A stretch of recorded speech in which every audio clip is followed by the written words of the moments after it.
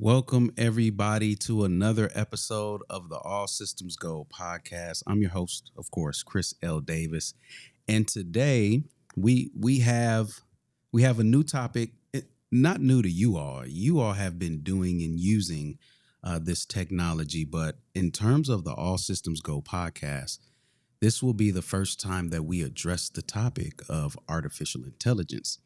And I took my time, everyone. I took my time to make sure that I brought on the perfect person to talk about this topic. I know some of you are like, all AI, like, oh, I use it for everything. Oh my goodness, I can't imagine life without it.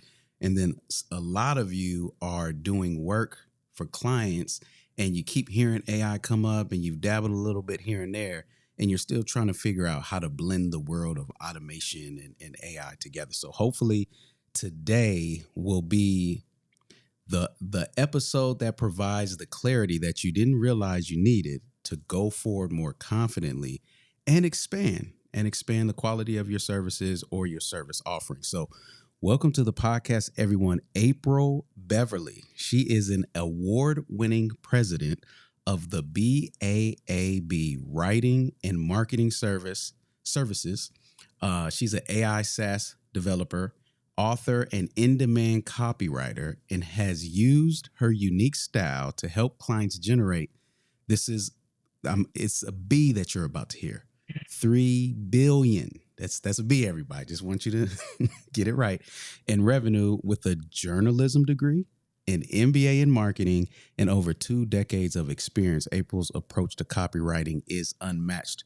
You all will see why I have hand selected her to be on the podcast. I'm not done though. She is a history maker as the first Black woman copywriter to license a 10-module copywriting course to 1,000 accredited U.S. universities. She's a pioneer behind the first culturally smart AI software that infuses AI generated sales and marketing content with a relatable voice that speaks to diverse multicultural audiences. April, wow. Welcome to the podcast. Glad to have you on. How you doing? I'm awesome. Thank you. Thank you so much for having me. How's it going? It's about to be a lot better because I find, I gave you the 2 audiences in the beginning. You're like either all in or you're still trying to figure out this thing. I'm right in the middle. I got some stuff figured out. I'm not all the way in. I use AI and I fight it. I'm like, yuck. Is this the best you can you can come up with? So I love what we're going to talk about and why. And you've got a decorated past. How, from journalism and marketing to a SaaS AI pioneer. In between that, I can see the connection with journalism and copywriting, and even marketing. But just give us kind of like the Cliff Notes version of how you got to the place that you're at now. So I've been writing since I was probably about 4 years old when I started doing crossword puzzles at my granny's house. Like that's when I fell in love with words, right? I really didn't know all the words that I was matching, all the letters I was matching, what the word said. But it was that's when I fell in love with words. Words have been my escape, my everything for so long. When I went to college, my mom, she watched the Cosby Show. She wanted me to be the next Claire Huxtable, right? And being a lawyer was never my passion, but I couldn't tell her because that was like the only, real college profession that she knew about at that time. So I went on my scholarship to Ohio State University, and my sophomore year, I secretly, and I mean secretly, enrolled into journalism school. She still thought I was on this law school path, right? And so when it came time to take my LSAT, like she sent the money to me and I took the money, right? Because I'm a college student, okay? Yeah, we And don't I turn went down to monies take, in college. no, absolutely not in college. So I went to take the LSAT, and you have the option of getting the test scored or unscored. And so I said, don't score it. And the reason why I did that was because I wanted to first have a conversation with her about my actual path, which was to get out of school and be a journalist or in a writing field. And the second thing was I didn't want the pressure of you scored so high, you might as well go. So she couldn't Makes have sense. that conversation with me if she didn't know my score. So that was my way of reclaiming my independence, if you will, and taking my career in the direction that I wanted it to be in, because I just loved writing and that's all I ever saw myself doing. So there was something in you that said, even though this is not my pure focus, we'll just say, for in terms of like formal and hey, I went and learned all of these things to write. It was just a natural love for you that you just poured into and decided not to let the gift die. Exactly. Like I used to write short stories as a kid. I used to write greeting cards, poetry, anything Oh, that I could wow. write. I read encyclopedias. Like I was that kid. So I think she knew deep down that that was my passion. But you know, growing up in Black household is not always apparent that these passions, that these gifts can turn into a very Yes. lucrative career, because we're kind of pushed in a one direction, doctor or lawyer, especially when our own parents haven't been to a university. So Yep. Yep. So there's some pioneering happening there just culturally, right? And it's just like, hey, um, lawyers, doctors, scientists, engineers, go make some money in one of those fields. That writing stuff, that's a nice hobby. That's cute. You know, oh, look at the exactly. little postcards she wrote in the poems, but you know, don't don't make a life choice out of that. And then you decide to later on do more pioneering as a Black woman getting into tech, and not just tech, AI. So did you kind of find yourself revisiting the strength and the mindset that it originally took when you made this transition as well? I had to. So I was the first person in my family to go to college, Mm-hmm. like period.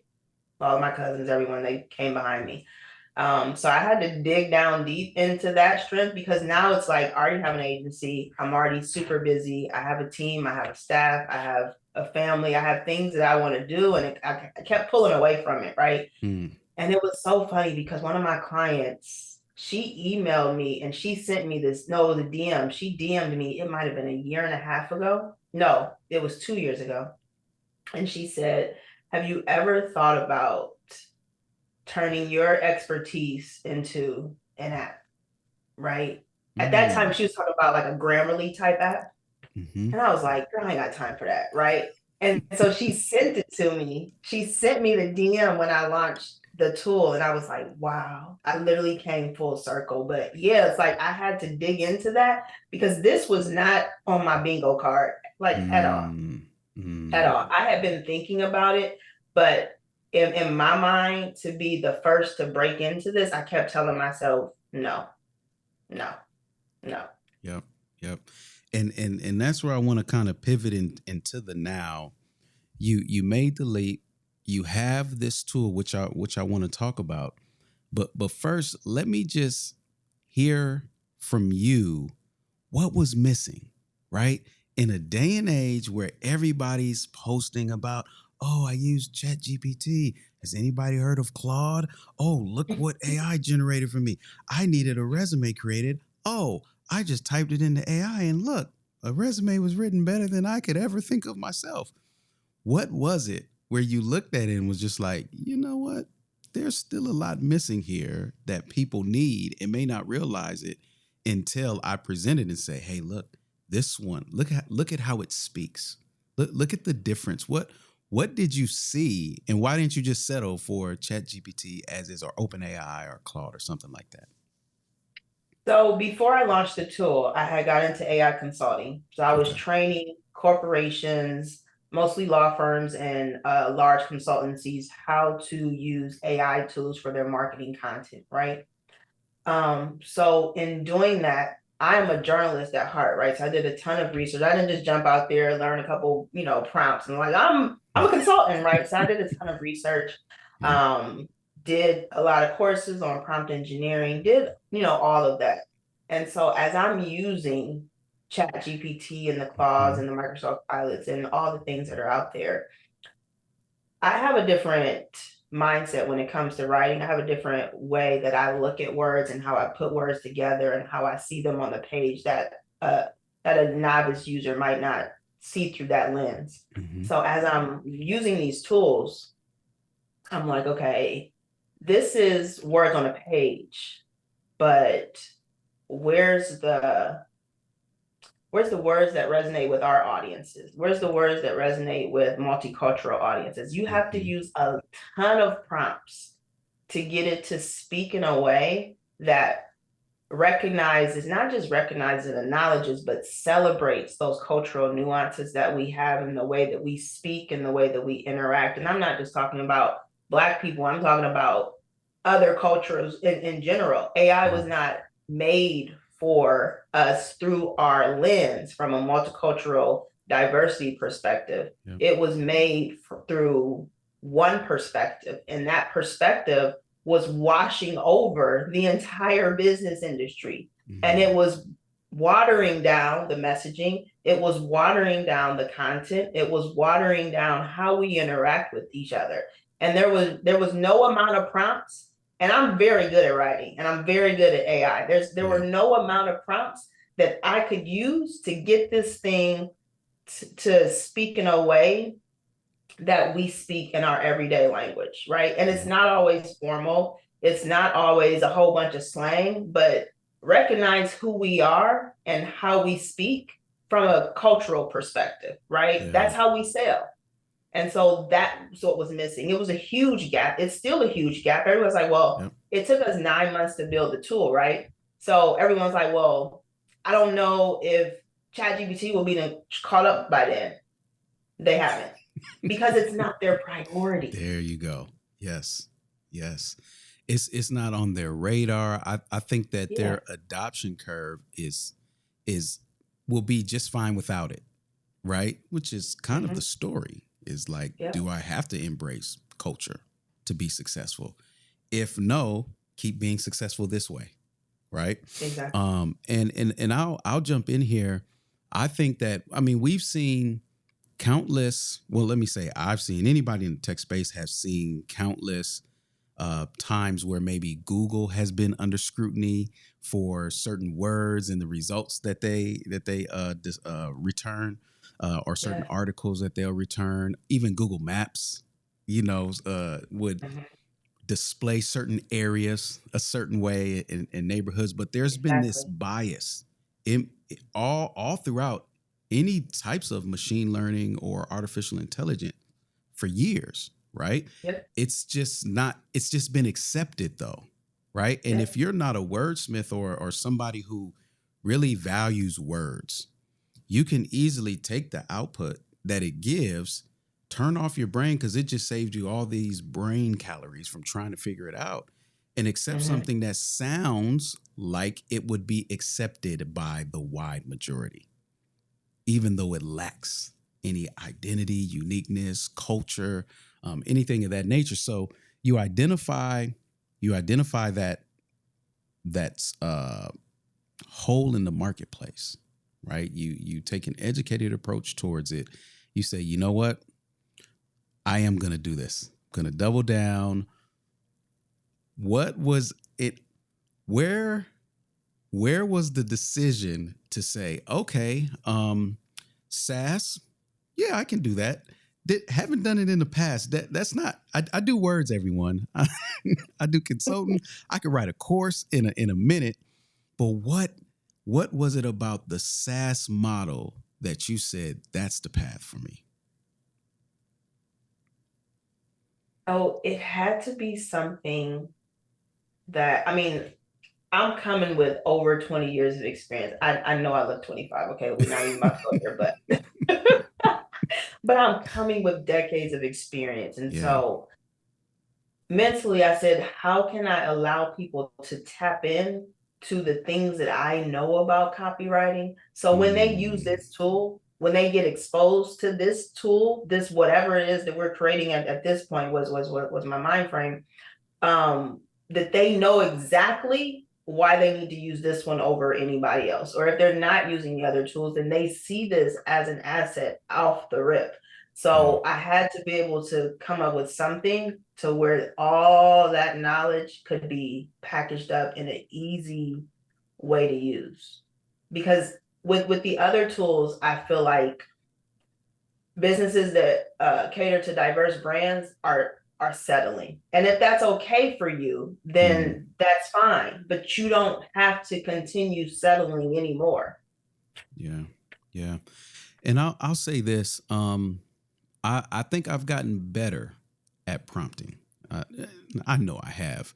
I'm still not to the point where I like the initial output. It usually takes a bit of tweaking, and in it, a lot of times I have to try to instruct the model to, hey, don't modify my voice and tone. I still want it to sound personal. Just tighten it for, look for grammatical errors or something like that.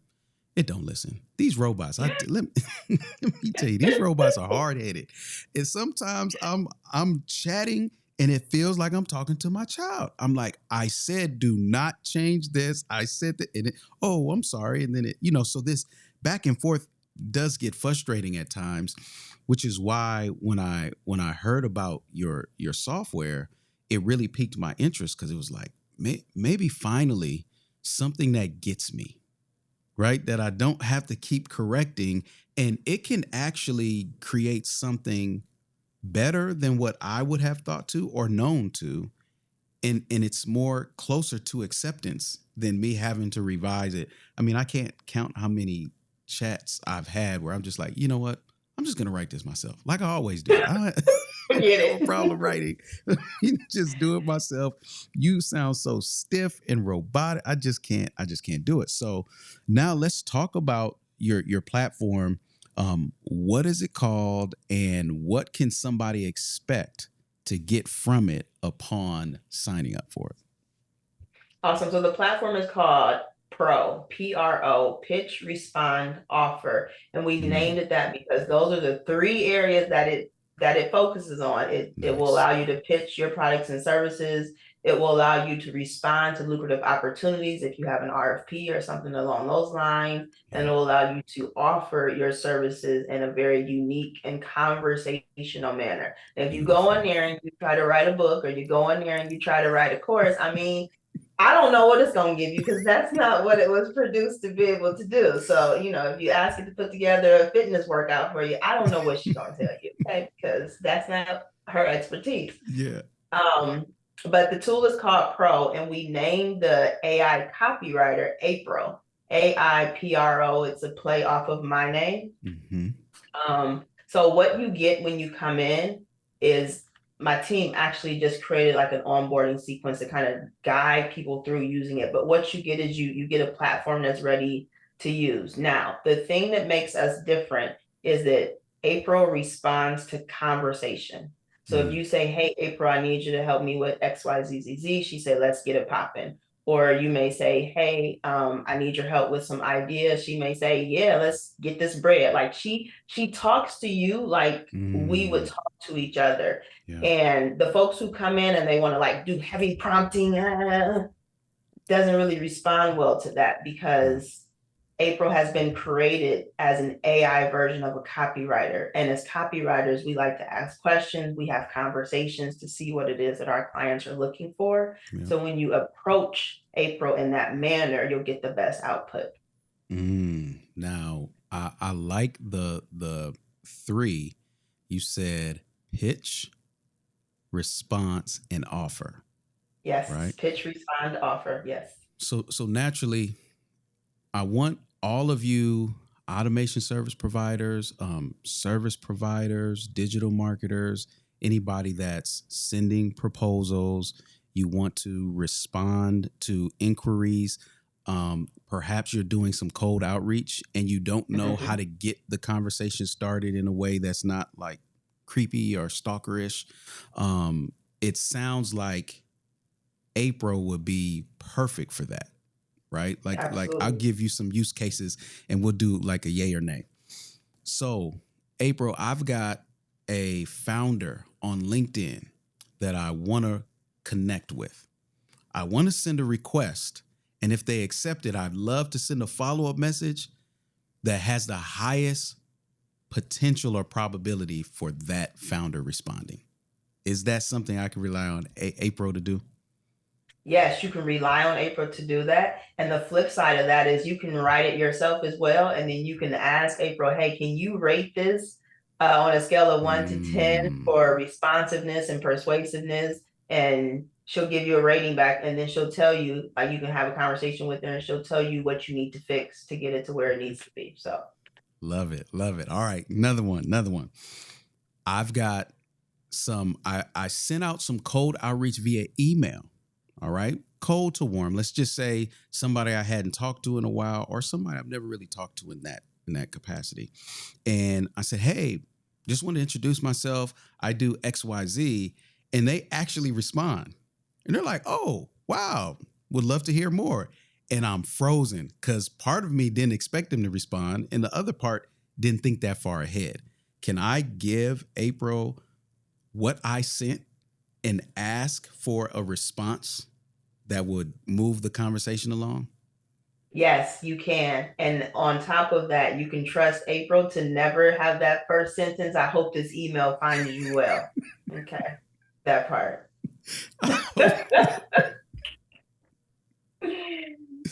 Yes. So now another one I'll say, I sent a proposal, April. I sent a proposal, and I felt strongly about it. And let me say, I was a little nervous. It was a stretch proposal, right? I really put myself out there and said, wow, I haven't charged this before. I haven't offered this before, but I really believe in it. And I did it. The response was not yes, but the response wasn't no either. Can I rely on April? See, now I'm getting you two mixed up. No, you good. It's April. You good. Rely on April to say, oh, can it do some critical thinking and see, oh, here's where they can pick up maybe where their hesitation is and help me fill in the blanks and really speak to what they need to hear in order to move the conversation going. Yeah, so you would just share with April what the response was. You can attach the original proposal and she'll give you some insight, whatever it is, the questions that you have about it. Yep. Another one. Listen, everybody, I'm trying to do all the thinking for you. Real use cases that I have been asked about. And sometimes I'm like, I don't know. I mean, I'm not a copywriter, April. You know what I'm saying? And I'm strategic. I'm a good marketer with tech and all that. But sometimes these questions are beyond even just me. So what if somebody sees an RFP, whether it be on LinkedIn, they're browsing the internet, they see one, and they want to respond to that RFP with respect to what they do, but they don't necessarily have the language or the know-how to connect their skill set to what the RFP is looking for. Can we rely on April to help us communicate ourselves or sell ourselves in a way that's catered to that specific RFP? Yes. Now, RFPs is really my lane. I've been doing those for quite some time for huge corporations. So the trick to getting April to do those is that she's going to ask you a ton of questions, right? And that's a little more of a formal language. So, but she can rise to the occasion because she understands. So she's going to write she's going to write that content in a little bit more formal language. You give her your company background, and then it's best to go question by question. You'll get the best output by that. It may feel a little tedious, but you'll get better, more detailed responses versus if you try to upload a thing like, hey, answer this in 10 minutes. I mean, this is a high dollar pitch. Like you can get it fast or you can get it right. So question by question is really the best way to respond to RFPs, simply because you'll get the most detailed answers when you go that way. Yep. And just because I know there's a lot of acronyms in the world, everybody, RFPs are request for proposal. So corporations will do that oftentimes when they're looking for vendors or they're just looking for help. You won't find them on Upwork, maybe sometimes, but they're not going to have an Upwork profile and say, hey, freelancers, help out. So in that respect, one of the things that's really sticking out to me is the fact that there is a conversation taking place. I feel like sometimes I feel sometimes, April, I have all the answers. I just need somebody to ask the right question. Right? Like I have all of this information. Just tell me how you want it. Tell me what piece of this goes out here and there. And that, just as we're talking through these various use cases, that's what I'm seeing as one of those high value adds that's extremely unique that your software is offering from your users thus far. Are you getting that same type of feedback around the conversational aspect of it? Yeah, so I have several users who have hit me up. I actually just had a call with a user 2 days ago, and she was telling me, giving me the rundown of the things that she's using it for. And she said, once I got one of the greatest things she said to me, she's like, once I got out of my brain that this is not Chat GPT, like I started using it in a lot better way. Like I started maximizing how I use April. Now I understand that I can go to April and say, hey, I'm having this thought about a social media post. It starts with this hook or whatever, da da da da. Can you finish this? And she can trust April to finish it in her voice. So now your social media post is done, right? A lot of the people who are using April and aren't coming to it, just write my whole book for me. Like they're coming with ideas, and April can finish those ideas. She can map out those ideas. And if you're stuck, it was like you said, and you say, hey, I want a sales email, April's going to ask you the question, okay, what is your target audience? Da, da, da, what's your offer? What's your goal? Da, da, da, da. Yes. So then once you're mapping out this information, then she'll be able to give you a better output. And because I am a copywriter, let's keep it all the way real. April is still a tool. April is still a software. So human intervention is going to always be required. Yeah. Yeah. It's just how I think. Like I still know that you're going to need to, put something on it before you send it out the door. But the thing is, it's going to be 3,000 times closer and ready to send out the door than with any other tool, especially if you cater to diverse brands. Yeah. Yeah. I think the term that I saw that I liked the most was human assisted automation. I can't remember what company, but they called it, it's HAA. And I said, that's it. You're not relying on the technology to do everything, all the thinking, all the figuring out. You still want to have that final say and say, okay, yeah, this was great. Okay. Oh yeah. I'm glad you added that, and just really make sure it is what it is. I know it's so tempting, everybody, to just hit publish, read the first couple sentences. Ooh, wow. Ooh, that's good. Publish, right? Just refrain. Remember, we teach responsibility and responsible marketing on this podcast. So I'm glad you mentioned that.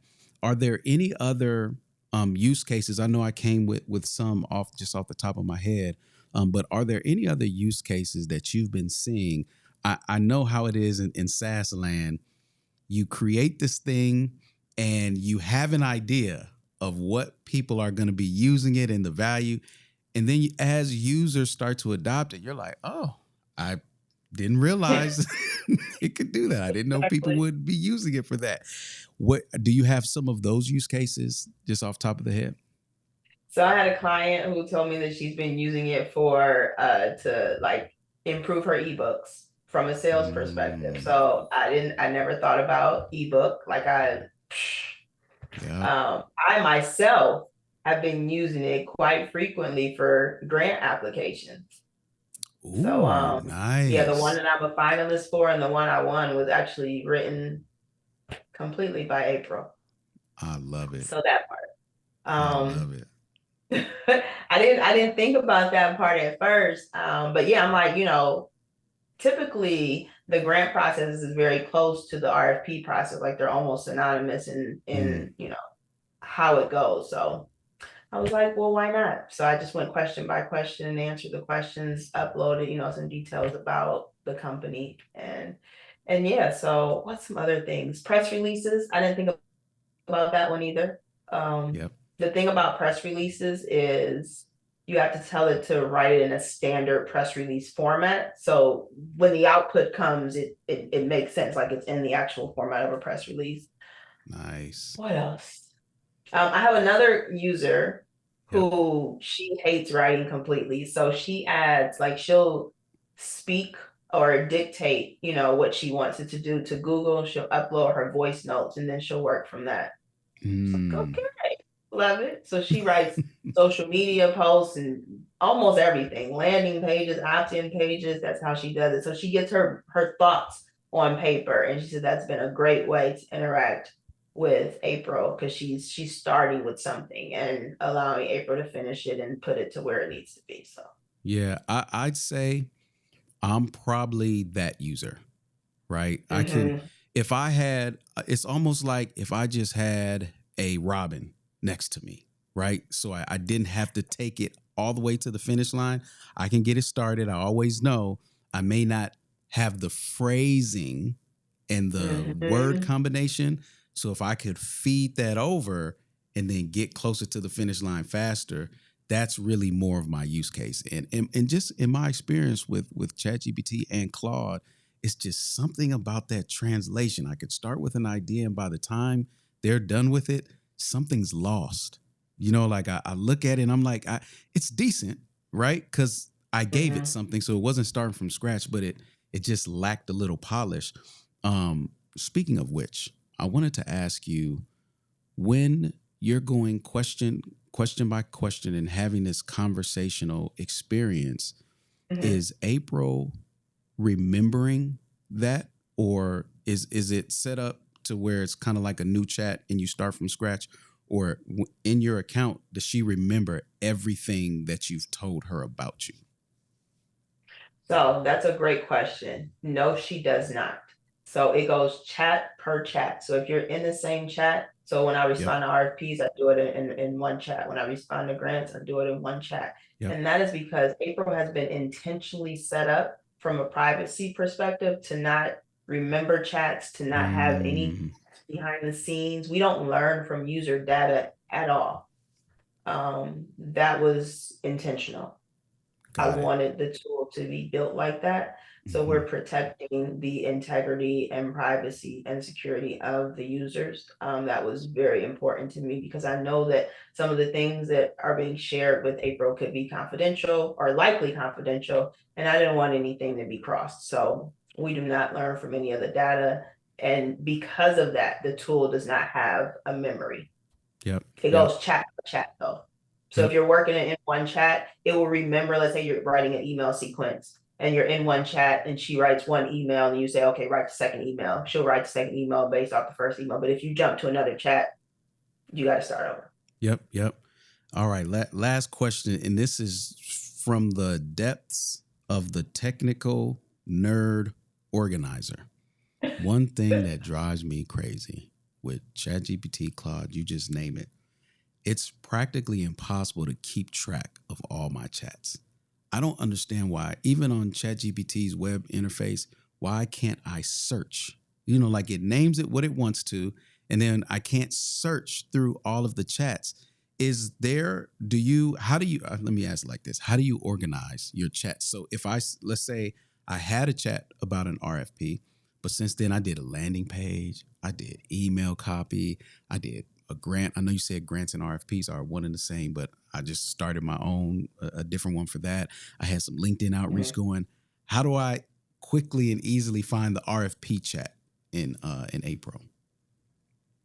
So we do not have a way to search, but the best way is to, when you start that chat, go ahead and rename it. So Yeah. you know exactly what it is. This was ABC RFP. And then you can Mm-hmm. easily scroll and see the name and go back to it. Yep. Yep. Use your naming convention, folks. Listen, hold Yes. on. We've got it. We have a podcast episode on it. Let me get it to you. All of you who are new, make episode number 26. So many moons ago, we talked about the importance of naming conventions. It will be your friend moving forward in pretty much every platform that you use. April, listen, I can't thank you enough for jumping on the podcast and telling us about your new software. My hope is that for every service provider of every capacity listening sees the value in this and does not hesitate.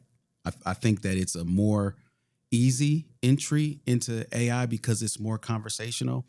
Like like I said, there's not many times the bot has asked me questions. You know, I'm usually telling it stuff and correcting it. So to have some intelligence in there to say, okay, If this is what you need, tell me about this.